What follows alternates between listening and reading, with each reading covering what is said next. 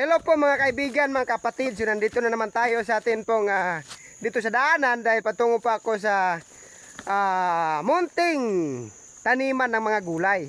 Ayun, at bigyan natin ng konting abono para po siya ay maraming bunga. At yan, maka-harvest po tayo ng maraming bunga. Ayun. So ito po yung mga farm ko dito. No, tingnan nyo. Ayun, yun po yung mga saging. At yun, ito po yung saging lakatan mga kaibigan. Ayun, oh. Saging lakatan yan. At ito po yung abaka na variety. Na marami po tayong naitanim dito, mga niyog, ano? Niyog at saka kakao at mga durian. Ayun, yung durian. At ito po yung bagong opening, no? Ayun. So hindi pa ito na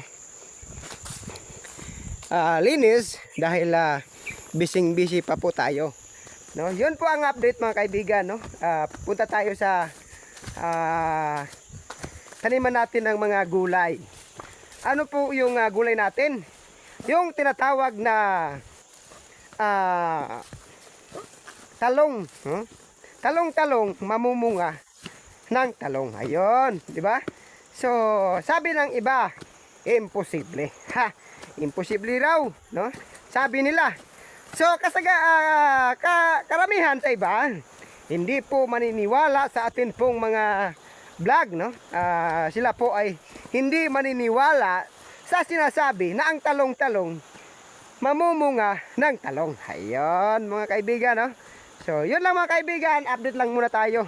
And don't forget to subscribe my YouTube channel para palagi kayong updated sa iba pang ina-upload ko dito sa ating YouTube. Yun po mga kaibigan, thank you for watching. God bless us all. Bye bye.